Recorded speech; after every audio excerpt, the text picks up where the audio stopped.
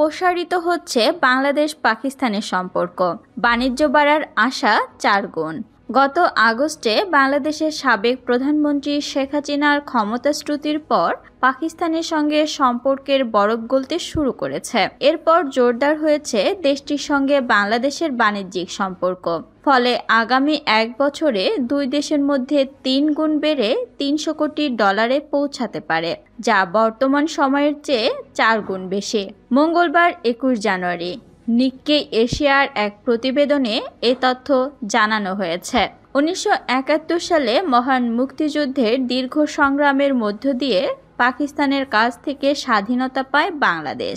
এরপর আওয়ামী লীগ ও শেখ হাসিনা যখনই ক্ষমতায় গিয়েছেন তখনই দুই দেশের মধ্যে সম্পর্কের টানাপোড়েন দেখা দেয়। সর্বশেষ তৃতীয় মেয়াদে 2014 সালে আওয়ামী লীগ ক্ষমতায় আসার পর সম্পর্ক একদম তলানিতে গিয়ে পৌঁছায়। তবে 2024 সালের আগস্টের পর পতনের পর এ সম্পর্ক স্বাভাবিক হতে শুরু করে। গেল বছরে পাকিস্তানের প্রধানমন্ত্রী শাহবাজ শরীফের সঙ্গে বাংলাদেশের অন্তর্বর্তী সরকারের প্রধান উপদেষ্টা ডক্টর মোহাম্মদ ইউনূসের একাধিক বৈঠক অনুষ্ঠিত হয়েছে। এছাড়া চলতি বছরে বাংলাদেশের উচ্চ পর্যায়ের সামরিক কর্মকর্তা জেনারেল SM কামরুল হাসান ইসলামাবাদ সফর করেন।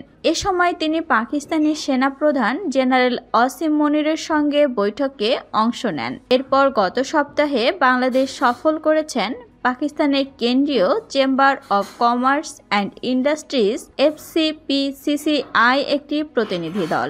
গত 1 দশকের মধ্যে এটি পাকিস্তানের উচ্চ পর্যায়ের ব্যবসায়িক দলের প্রথম সফর। সফরে তারা বাণিজ্য উপদেষ্টা, ঢাকা চেম্বার অব কমার্সের কর্মকর্তা ও বাংলাদেশি ব্যবসায়ীদের সঙ্গে সাক্ষাৎ করেন। এ সময় দুই দেশের মধ্যে যৌথ ব্যবসায়িক কাউন্সিল গঠনের জন্য একটি সমঝোতা স্মারক সই হয়। এছাড়া তারা দুই দেশের মধ্যে মুক্ত বাণিজ্য চুক্তিরও আহ্বান জানান। FPCCI এর senior vice president Sakib Fayaz Magun বলেন, ঢাকা আমদানির জন্য পাকিস্তানি ব্যবসাকে পছন্দ করে জানিয়েছেন বাংলাদেশের বাণিজ্য উপদেষ্টা। তিনি বলেন, বাংলাদেশে কেবল পোশাক ও প্লাস্টিক শিল্প রয়েছে, ফলে তাদের জনগণের জন্য অনেক পণ্য আমদানি করতে হয়। এটি আমাদের জন্য নতুন দ্বার উন্মোচন করছে। শেখ হাসিনার সময় এটি বন্ধ ছিল। মাগুন বলেন, বাংলাদেশ ইতোমধ্যে 50,000 টন চাল ও 25,000 টন চিনি আমদানির আদেশ দিয়েছে। পাকিস্তান থেকে খেজুর আমদানির কথা ভাবছে তারা।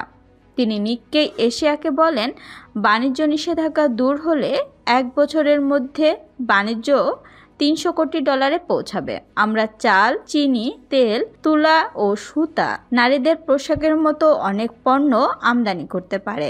এছাড়া দুই দেশের মধ্যে সম্পর্কের অন্যতম গুরুত্বপূর্ণ সূচনা হলো চট্টগ্রাম করাচির জাহাজ যোগাযোগ চালু হওয়া, যা গত 52 বছরের মধ্যে ব্যবহৃত হয়নি। এছাড়া দুই দেশের মধ্যে সরাসরি ফ্লাইট চালুর বিষয়টি যাচাই বাছাই করা হচ্ছে। 2018 সালের পর থেকে এ যোগাযোগ বন্ধ রয়েছে।